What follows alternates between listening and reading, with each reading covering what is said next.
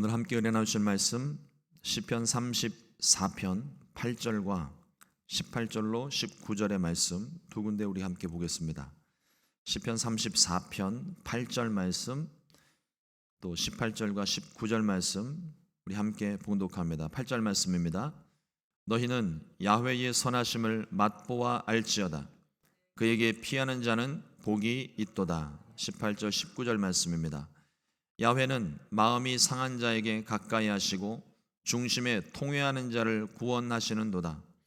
의인은 고난이 많으나 야훼께서 그 모든 고난에서 건지시는도다. 아멘.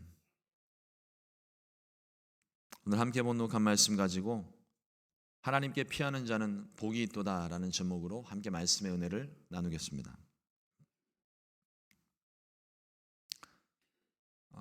시편 34편의 말씀의 배경은 우리가 이 시편의 말씀을 우리가 묵상을 할 때 시편 말씀이 참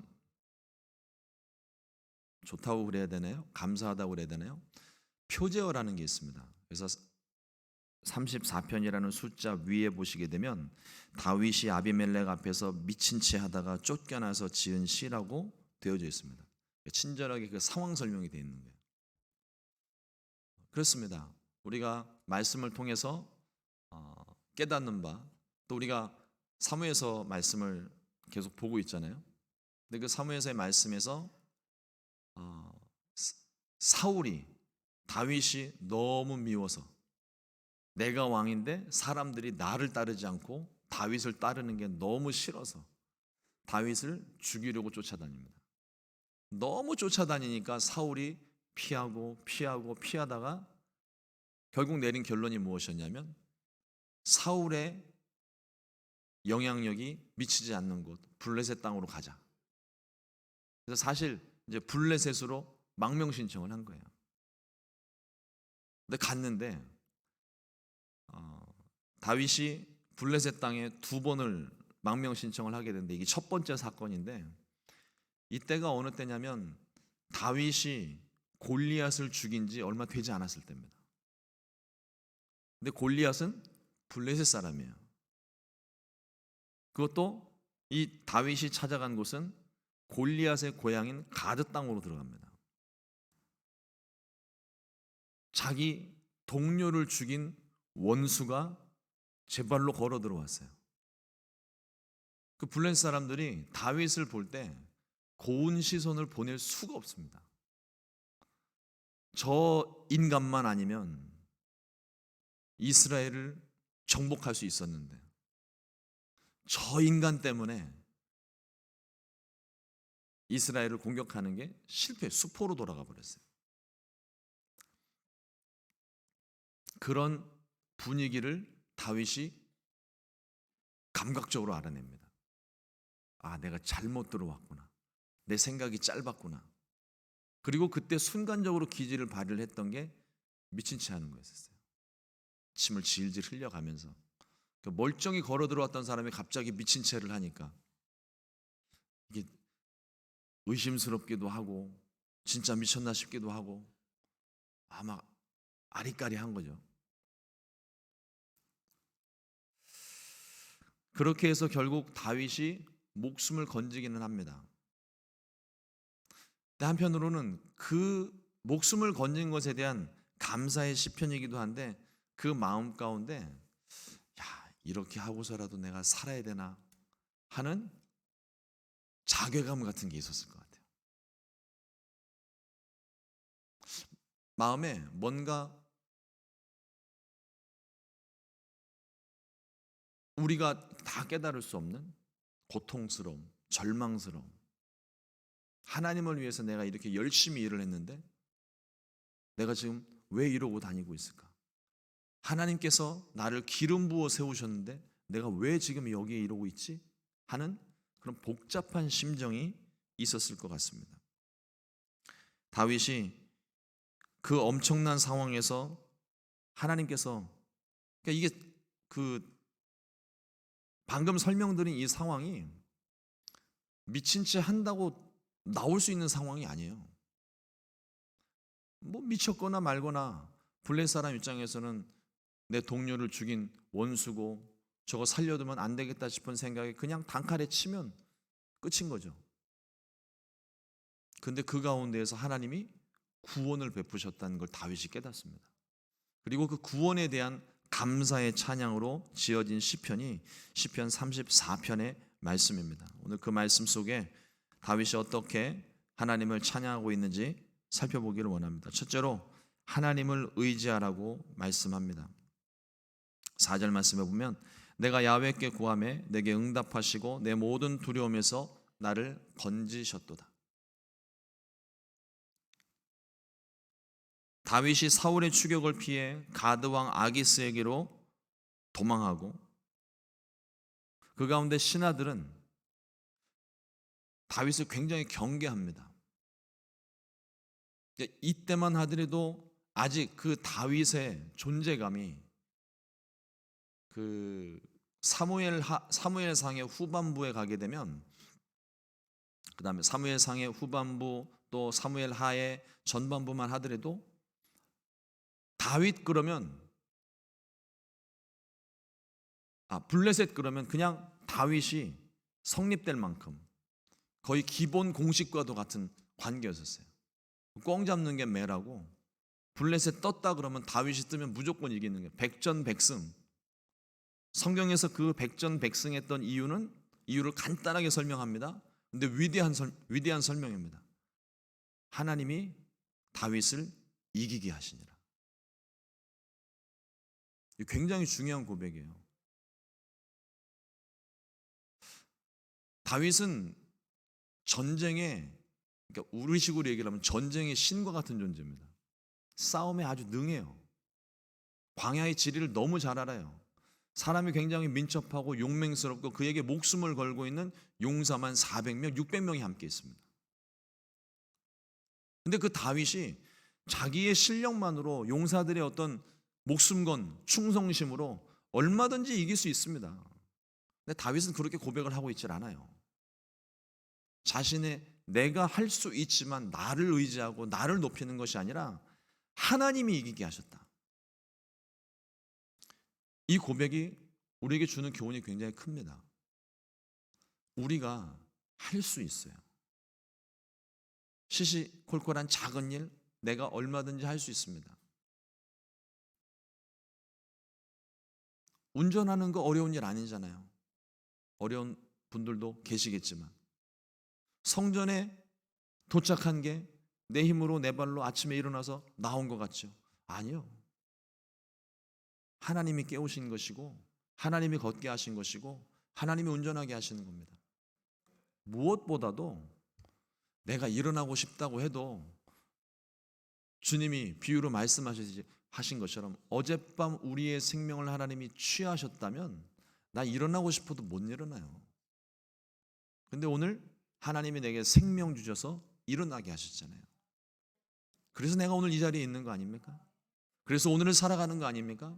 그러니 내가 할 수 있는 일이라 할지라도 그게 내 힘으로 되는 것이 아니라 하나님께서 행하게 하시니라. 다윗이 고백을 하고 있는 것처럼 저와 여러분들의 삶에도 이 고백이 있어야 되는 겁니다. 하나님이 하게 하셨다. 그게 하나님을 높이는 삶이고 다윗의 인생이 그것을 우리에게 말해주고 있습니다. 다윗이 기지를 발휘해서 지혜롭게 행동해서 침을 흘리며 미친 척했기 때문에 블레셋 사람들의 손에서 빠져나온 것이 아니라 하나님께서 다윗을 지키셨다는 거예요. 7절 말씀에 보면 이런 표현이 있습니다. 야훼의 천사가 주를 경외하는 자를 둘러 진치고 그들을 건지시는도다. 다윗의 고백이에요. 미친 척해서 빠져나온 것이 아니라 그 미친 척을 했을 때 주의 천사가 다윗을 호위하였고 블레셋 사람들의 정신을 흐리멍텅하게 만들었고 침 흘리며 미친 척하는 다윗을 믿게 만들었다는 거죠. 하나님이 보호하시는 겁니다.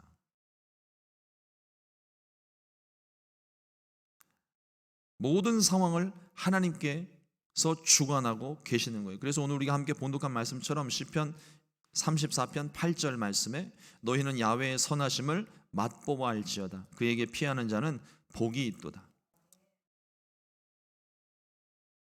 자신의 발로 블레셋에 들어갔어요. 근데 들어가서 보니까 이게 아니다 싶은 거죠. 그때 뒤늦었지만 깨닫고 다윗이 피한 곳이 하나님께 피한 겁니다. 하나님 구원하여 주옵소서. 사람에게 피하는 것은 순간적으로 위기를 모면할 수 있을지는 모르지만 순간적으로 그 위기를 모면했다 할지라도 우리 마음 가운데 여전히 두려움이 있습니다. 그러나 하나님께 피하는 사람은 수치를 당하지 않고 부르짖음을 하나님이 들으시고 반드시 그의 삶을 구원해 주시는 것입니다. 야훼께 피하는 자는 복이 있도다. 또 5절 말씀에 보면 주를 앙망하는 자에게 나타나는 광채를 말하고 있는데 하나님의 구원을 받은 사람, 하나님의 도우심을 경험한 사람 그 얼굴에 광채가 난다는 거예요. 빛이 납니다. 그 빛이 무엇인가? 편안함이에요. 어떤 위기와 문제와 근심 염려가 가득한 사람 얼굴에 수심이 가득하다고 그러죠. 얼굴이 잿빛으로 변하고 눈가에 막 다크서클이 막 내려앉고 굉장히 그냥 보는 것만으로도 사람이 피곤해 보이는 그런 모습이 아니라 문제가 분명 너무 많은데 그의 얼굴을 보고 있으면 보는 사람마저 편안해지는 얼굴. 하나님께서 그의 얼굴에 광채가 나게 하시는 것입니다. 예수 믿는 사람들에게 이와 같은 광채가 있어요. 아시는지 모르겠는데 저는 목회를 하다 보니까 어쩔 수 없이 많은 사람들을 만나게 되고 또 많은 부류의 사람들을 만나게 됩니다. 그 중에는 다 종교에 있다가 예수님 믿으러 오시는 분들이 있어요.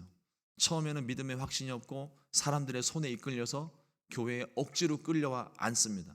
근데 그분들을 보면은요 얼굴빛이 달라요. 그리고 예수 믿고 난 다음에 어느 순간이 지나가게 되면 예수님을 정말 내 마음의 주인으로 모셔드리고 그 마음에 구원의 확신이 들잖아요. 얼굴 색깔이 틀려요. 달라져요. 분명하게 달라져요. 그러니까 구원받은 사람의 얼굴에 광채가 있는 겁니다. 하나님이 인도하심이고 하나님이 주시는 평안함이고 하나님이 주시는 생명 때문에 얼굴 빛이 달라져요. 오늘 하루 저와 여러분들의 얼굴에 그와 같은 광채가 날 수 있기를 주님의 이름으로 축원을 드립니다. 그 광채는 내가 파운데이션을 바르고 얼굴을 예쁘게 화장한다고 그 광채가 나오는 게 아니에요. 예수님 믿으면, 하나님을 의지하면, 하나님께 내 모든 문제를 맡기면 저절로 그 광채가 나타나는 것입니다. 그 광채가 우리 순복음 시카고 교회에 또 이 아침에 함께 예배하는 우리 모든 성도님들의 얼굴에 가득하기를 축원합니다. 둘째로 하나님을 경외하라고 말씀합니다. 경외하라. 9절 말씀에 보면 너희 성도들아 야훼를 경외하라. 그를 경외하는 자에게는 부족함이 없도다.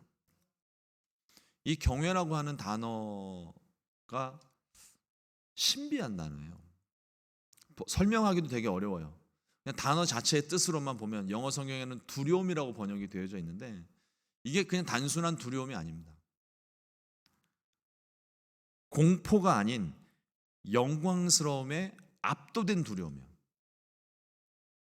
너무나 큰 존재, 산 같은 존재 앞에서 저절로 숙연해지는 마음. 감히 그 산 같은 존재를 넘어설 수 없는 그런 마음. 우리가 단풍이 들고 그러면 이렇게 들로 산으로 여행들 가시잖아요. 단풍도 구경하러 가고.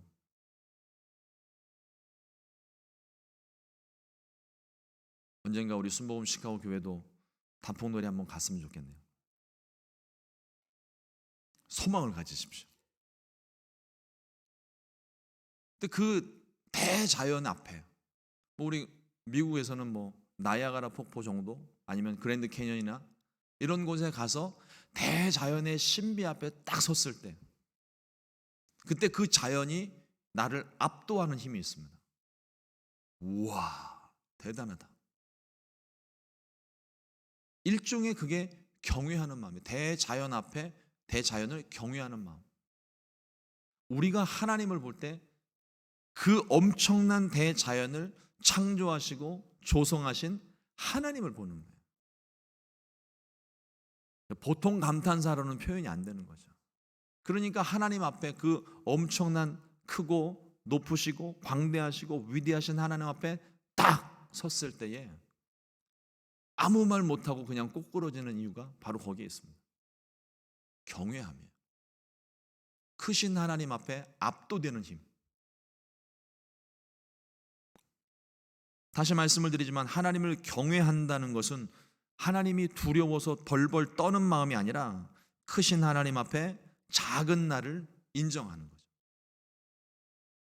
그의 크심과 높고 깊음에 저절로 내 마음이 숙연해지는 바로 그 마음입니다.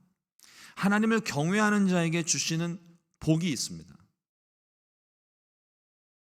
하나님께서 그의 인생을 책임져 주시는 거예요.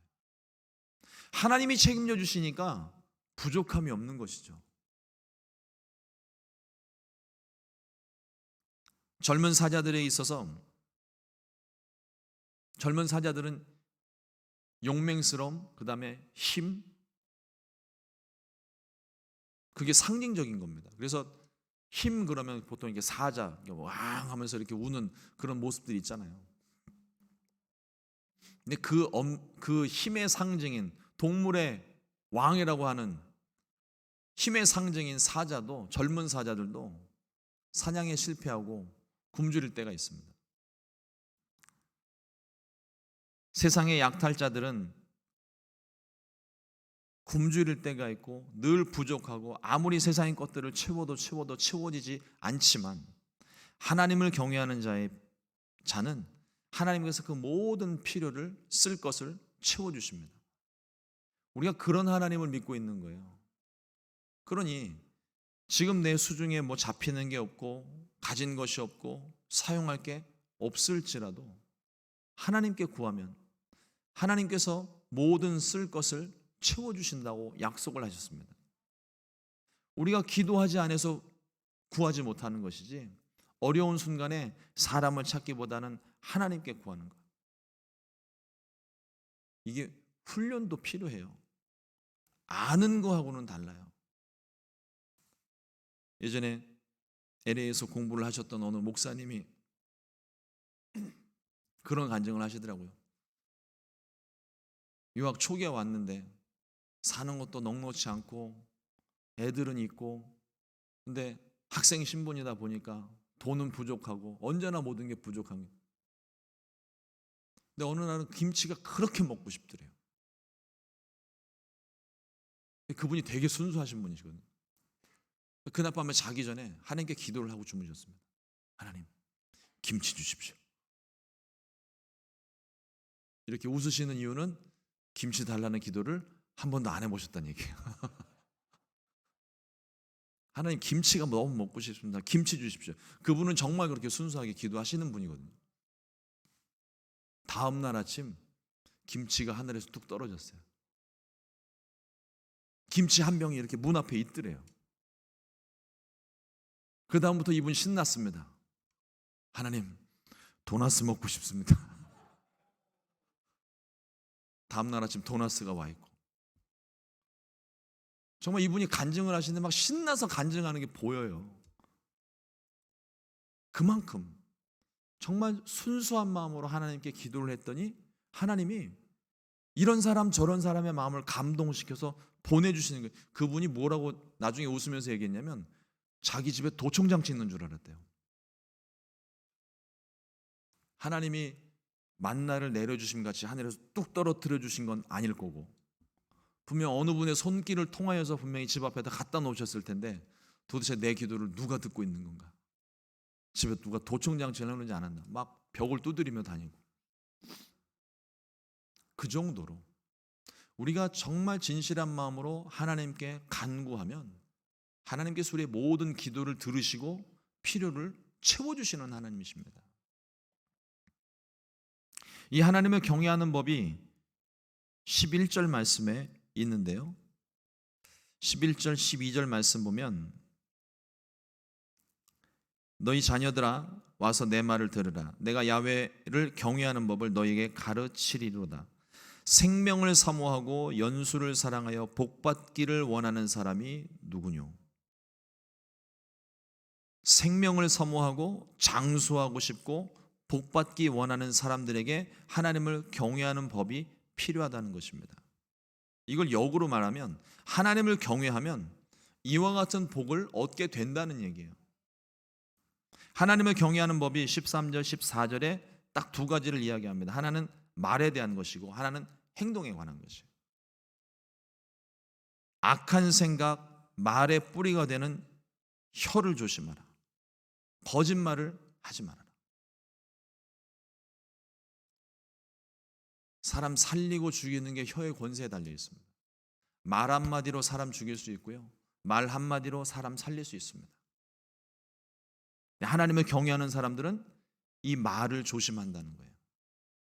왜냐하면 방금 말씀드린 것처럼 하나님이 우리가 지나가듯이 그냥 웃으면서 하는 그 모든 말 한마디 한마디를 다 듣고 계시거든요. 그러니 우리가 말을 조심할 수밖에 없죠. 또 행동을 조심해야 됩니다. 악을 버리고 선을 행하라 합니다. 이거는 우리의 의지적인 행동을 이야기하는 거예요. 하나님이 나를 붙잡아서 강권적으로 선한 일을 하게 하시고 죄악을 끊어버리시는 게 아니에요. 하나님은 말씀하십니다. 그리고 우리는 그 말씀에 순종할 의지가 있는 거예요. 악을 끊어내야 되는 것이고 선한 일을 행해야 되는 것이고 이웃을 사랑하는 것, 그것은 하나님이 나에게 말씀하신 것이지 나로 하여금 그렇게 하게끔 만든, 물론 그런 경우도 있지만 보통의 경우는 내가 의지를 가지고 말씀에 순종해야 된다는 것이죠. 야훼를 경외하는 마음은 순수한 마음에서부터 시작이 되고 있습니다. 마가복음 7장 20절로 23절까지의 말씀에 주님께서 말씀하신 것이 있습니다. 또 가라사대 사람에게 나오는 그것이 사람을 더럽게 하느니라. 속에서 곧 사람의 마음에서 나오는 것은 악한 생각과 곧 음란과 도적질과 살인과 간음과 탐욕과 악독과 속임과 음탕과 흘기는 눈과 회방과 교만과 광패니 이 모든 악한 것이 다 속에서 나와 사람을 더럽게 하느니라. 결국 우리의 생각과 마음에서부터 이 미워하는 마음, 감정적인 것, 행동과 말이 쏟아져 나온다는 거예요. 손에 묻은 것 때문에 내가 더러워지는 것이 아니라 속에서부터 나오는 것이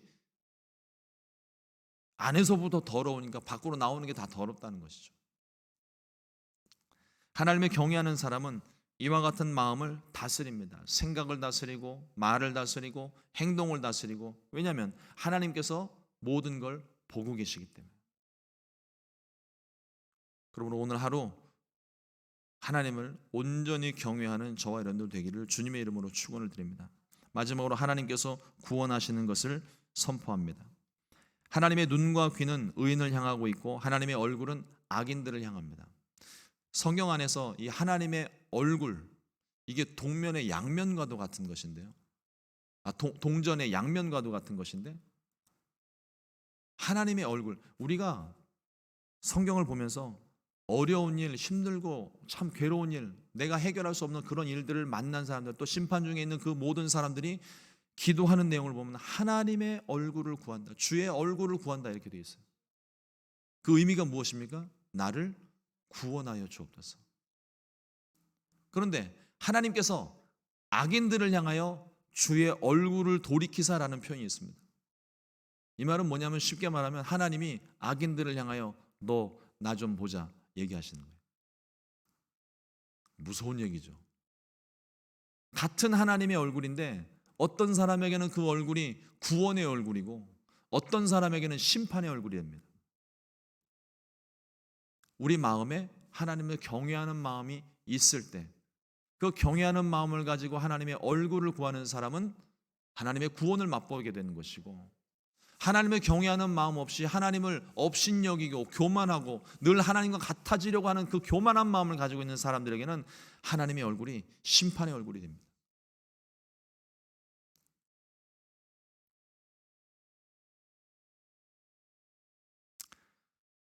시편 51편 17절 말씀에 하나님의 구하시는 제사는 상한 심령이라 하나님이여 상하고 통회하는 마음을 주께서 멸시치 아니하시리이다.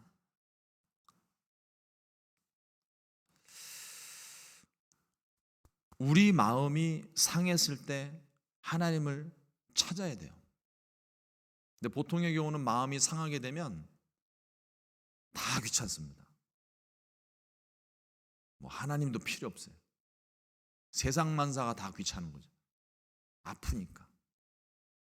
그런데 성경은 주님이 찾으시는 영혼이 상한 심령이라고 그랬어요. 세상 어디에서도 그 마음을 위로받을 수 없습니다. 치료받을 수 없어요. 그 치료는 하나님께만 있는 거예요. 하나님이 치료하시는 거예요.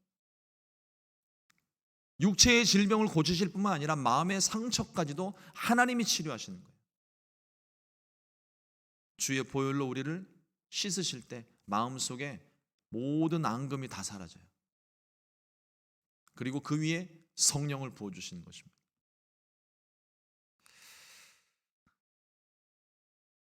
자기 의만 가지고 있는 사람들이 있어요. 자기 의로만 사는 사람. 본인도 힘들고 옆에 있는 주변 사람들 다 힘들고 하나님도 그런 사람들 힘들어 하십니다.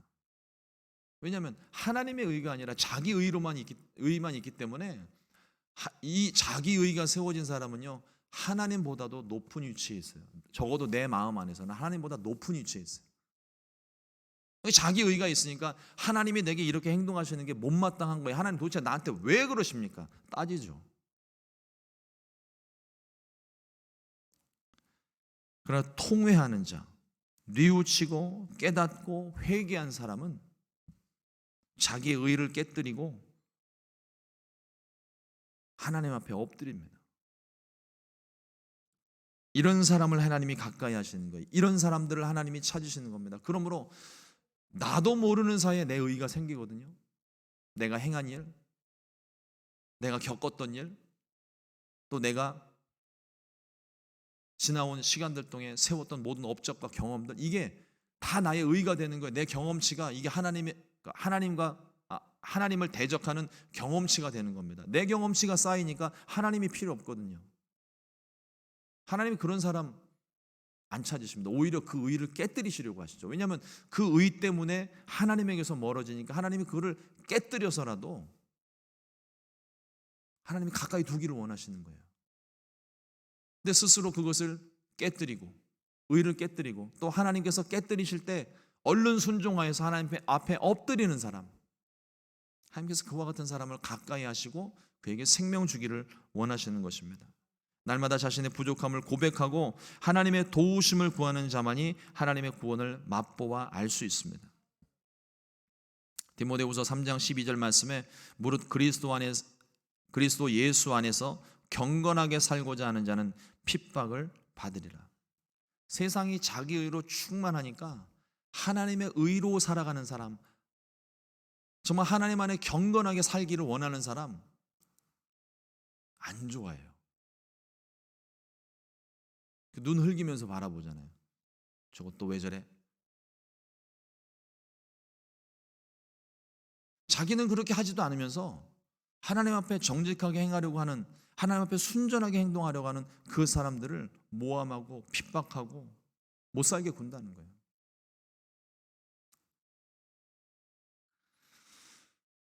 하나님을 찾는 자, 또 경외하는 자에게는 부족함이 없습니다. 그 삶 가운데 하나님의 만족함만 있을 뿐이에요. 그래서 시편 23편 1절 말씀에 말씀합니다. 야훼는 나의 목자시니 내게 부족함이 없으리로다. 주님을 찾게 되시기를 주님의 이름으로 축원합니다. 우리 인간의 능력에는 한계가 있습니다. 그러나 하나님의 능력에는 한계가 없습니다. 그 하나님 의지하지 않으면 만족하면 있을 수 없어요. 그 하나님을 온전히 붙잡으면 우리에게 늘 만족감이 있습니다. 또 하나님을 경외하는 자에게는 말과 행동에 악이 없습니다. 순수함이 있을 뿐이에요. 하나님을 두려워할 수 있으니까. 또 하나님은 자신을 경외하는 자들을 절대로 외면하지 않으십니다. 반드시 구원하여 주십니다. 이러므로 오늘 하루 혹시라도 우리 마음 가운데 생겨난 나의 의가 있는 것은 아닌지 점검해 보고 쌓여진 내 의가 있다면 다 무너뜨리고 하나님의 의로 새롭게 되시기를 주님의 이름으로 축원을 드립니다. 하나님께 피하면 복이 있습니다. 기도하겠습니다. 하나님 감사